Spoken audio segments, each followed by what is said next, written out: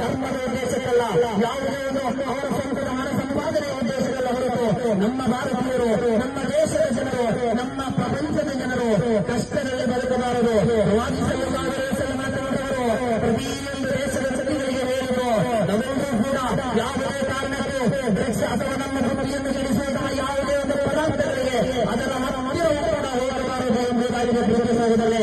ಮಾತ್ರವಲ್ಲ, ಪವಿತ್ರ ಕುರ್ಆನ್‌ನಲ್ಲಿ ಒಂದು ಧರ್ಮದ ಮಕ್ಕಳು ಮತ್ತೊಂದು ಧರ್ಮದ ಜನರನ್ನು ಯಾವುದೇ ಒಂದು ಪ್ರಸ್ತಾವನೆ ಗೊತ್ತಿಲ್ಲ ಹೊರತು ಆದಮ ಮನುಷ್ಯರನ್ನು ನೀವು ಪ್ರೀತಿಸಿ, ಆ ಮನುಷ್ಯರನ್ನು ಪ್ರೀತಿಸುವಾಗ ಯಾವುದೇ ಕಾರಣಕ್ಕೂ ನಾವು ಡ್ರಗ್ಸ್ಗಳಿಗೆ ಆಮೇಲೆ ಪದಾರ್ಥಗಳಿಗೆ ಸಪೋರ್ಟ್ ಕೊಡಬಾರದು. ಅದಕ್ಕೆ ಯಾವುದೇ ಒಂದು ಕಾರಣಕ್ಕೂ ಕೈ ಜೋಡಿಸುವ ಒಂದು ಅಂಶ ಕೂಡ ನಮ್ಮನ್ನು ಇರಬಾರದು ಎಂಬುದಾಗಿ ಪವಿತ್ರ ಕುರ್ಆನ್ ಪೈಗಂಬರ್ ಸಲ್ಲಲ್ಲಾಹು ಅಲೈಹಿ ವಸಲ್ಲಂ ಮಾತನಾಡುವ ಹೇಳಿದಂತಹ ಸಂದೇಶಗಳು ಎಸ್ಎಸ್ಎಫ್ ಕೂಡ ಈ ಒಂದು ಕನ್ವೆನ್ಷನ್ಸ್ನಲ್ಲಿ ಅಂತಹ ಒಂದು ಸುಂದರವಾದ ಒಂದು ಧ್ಯೇಯವನ್ನು ಮುಂದಿಟ್ಟುಕೊಂಡು ಈ ಒಂದು ಸಂದರ್ಭದಲ್ಲಿ ಒಟ್ಟುಗೂಡಿಗೆ ಪ್ರೀತಿಸುವವರು. ಡ್ರಗ್ಸ್ ಅಂದರೆ ಇವತ್ತು ವೈದ್ಯರನ್ನು, ಶಿಕ್ಷಕರನ್ನು, ಕಾನೂನು ಕ್ರಮವನ್ನು ಪಾಲಿಸುವ ಪ್ರತಿಯೊಬ್ಬರನ್ನು ಕೂಡ ಬಲಿಯಾಗಿಸುತ್ತಾ ಇದೆ. ಏಕೆಂತ ಹೇಳಿದ್ರೆ ಅದರ ಆಪತ್ತುಗಳು, ಅದರ ರಫ್ತುಗಳು, ಅದು ಕೂಡ ನಮ್ಮ ಭಾರತದಲ್ಲಿ ವೃದ್ಧಿಯಾಗಿರುತ್ತಾ ಇದೆ.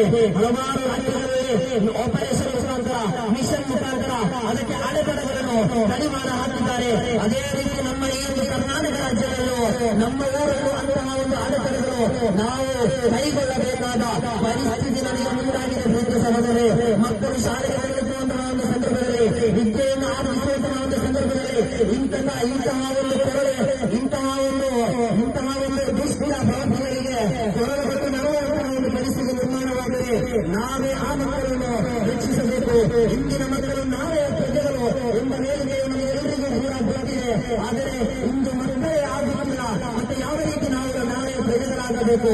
ಆದ್ದರಿಂದ ಭಾರತದ ಹಿತದೃಷ್ಟಿಯಲ್ಲಿ ಅಥವಾ ಯಾವುದೇ ಒಂದು ಮನುಷ್ಯರ ಹಿತದೃಷ್ಟಿಯಲ್ಲಿ ಎಲ್ಲರೂ ಕೂಡ ಈ ಡ್ರಗ್ಸ್ ವಿರುದ್ಧವಾಗಿ ಕೈ ಜೋಡಿಸಬೇಕು ಎಂಬ ಸಂದೇಶವನ್ನು ಈ ಒಂದು ಸಂದರ್ಭದಲ್ಲಿ ಹೇಳುತ್ತಾ ನನ್ನ ಮತ್ತಿಗೆ ತಿಳಿಯೋಣ. ಅಸ್ಸಲಾಮು ಅಲೈಕುಂ ವರಹಮತುಲ್ಲಾಹಿ.